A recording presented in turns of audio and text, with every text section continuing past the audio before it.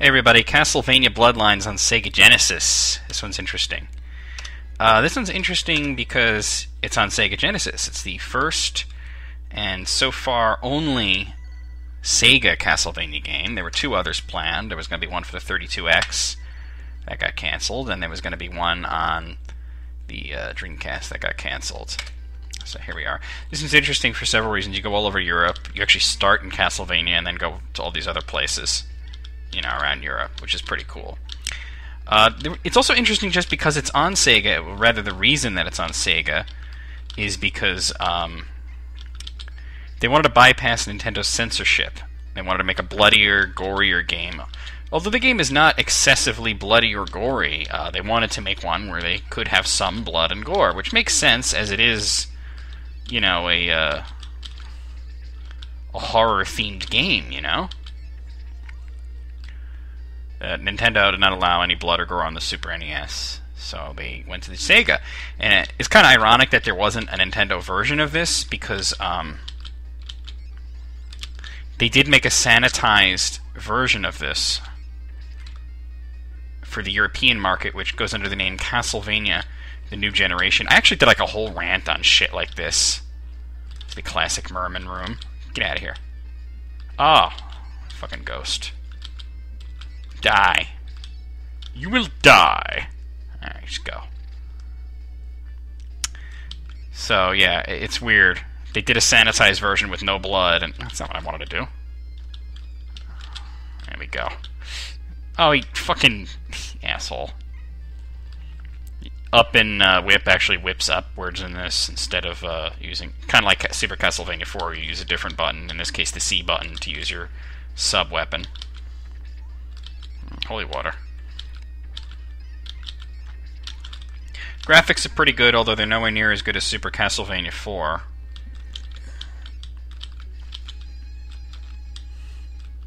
There's a couple things about this game that are really unique, though. It's interesting, this particular implement of the boomerang, you never saw that again until Portrait of Ruin, and that's because you're playing as Jonathan Morris. So it's a sequel to this is pretty interesting. Look at that. Ah, yeah. Fuck you. Gameplay is pretty solid, though. Sound is decent. Well, the quality of the sound is kind of sucky, but the songs are great. I mean, what can you do? Oh, I didn't want to item crash. Eh.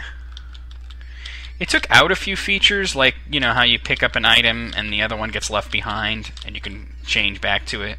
You can't do that in this. Although there's a version of the item crash, which is pretty cool. Yeah, got the most powerful whip. You lose your sub-weapon when you... Oh, nah, and you get it back when you get hit, because you lose your super whip. There's a couple of other features that were taken out of it, like the multi-directional whipping. You can only whip in two directions. Well, I mean, you can whip straight forward, or you can whip up, but you can only do that when you're jumping. See, because like that, you know. Alright, somebody's IMing me, but they're just going to have to wait. So yeah, there's a lot of really interesting things about this game. It's kind of beloved by many Sega fans because they got to play Castlevania. And they got to play a unique one. So, you know. If you can find a copy of this, it's worth it. It's also kind of known for the last level being completely glitched out, which the first time I... Oh, shit bags. The first time I... Uh-oh. Oh! Yeah. The first time I played it, I assumed it was because of an emulator glitch, but it actually is not. It's, Oh, yeah. It's supposed to be like that, so yeah.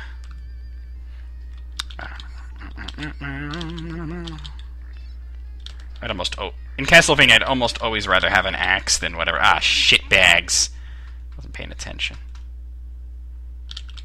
The hanging corpse up there, the hanging corpses kind of remind me of a smaller version of the Beelzebub boss from Symphony of the Night. Yeah! Some of the bosses in this are epic. There's also a lot of boss battles. Sega Genesis, there's something about Konami games on Sega Genesis. They had to have like tons and tons of boss battles. Same thing happened with Contra Hardcore. There's just tons and tons of... I'm gonna move this guy's IM window out of the way so I can see my clock. Boss battles. I always found this part really striking. Now it kind of reminds me of Dawn of Sorrow. But...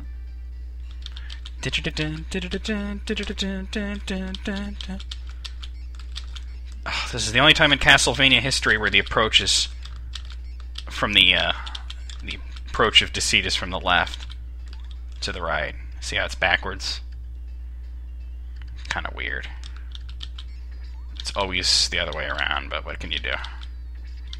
Instead of hearts, you get these gems too. It's kind of weird. All right. Here's the major boss of stage 1. It's Mr. Kind of reminds me of Sir Dracula from what was that called? Super Castlevania 4.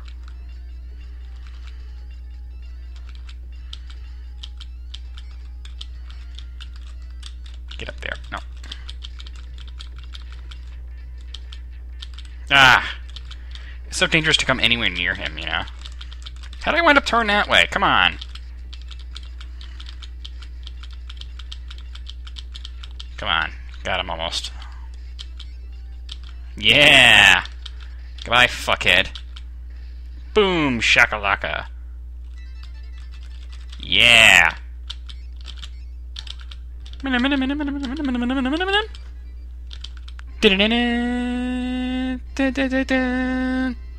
Motherfucker.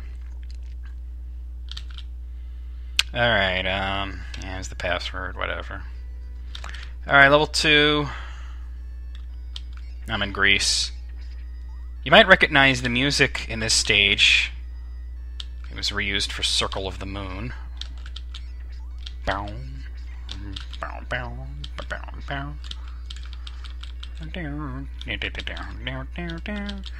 You know, newer Castlevania games tend to use the music of kind of more obscure older ones, like Portrait of Rune uses a song from Haunted Castle.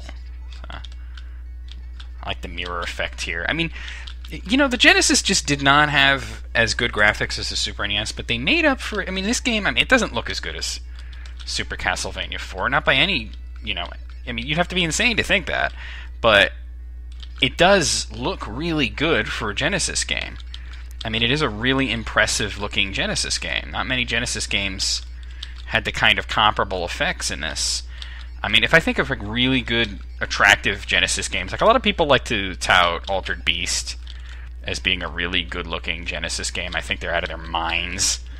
I think of this game, I think of like Gunstar Heroes and like the 2 Vector Man games. That's pretty much it. I mean, there's others. I mean, it's a good system, but...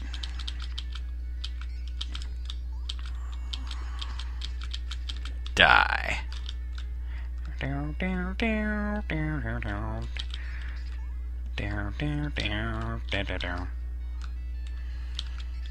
Yeah. Oh, damn it. Son of a bitch. Yeah, you get fucked. Up we go. This is an interesting part here. You got this boss. You don't actually... He doesn't fight you. He just fills up the water, and you gotta, like, just kick his ass until the... You know, before the water comes up and kills you. Because apparently water is deadly to Jonathan Morris and Eric LeCarde. It gets a little hard here. Oh, yeah.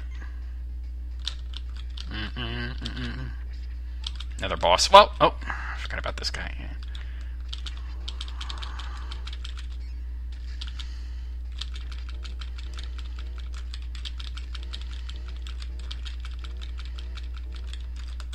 Die. That's 2 bosses already in this stage. And here's the 3rd one. I hate this guy. The axe works well on him, as you can see. It's really dangerous to get anywhere near him. Oh, see what I mean? Just go back to playing it safe. Ah! Like, where is he gonna land? Right on top of my ass. Shit. Yeah. I start with this guy. I mean, he's really not a challenge. You just gotta figure out to hit him as quickly as you can. Not doing much damage because I have a shitty whip, so I have to do it real quick. So I'm about to get owned by this water.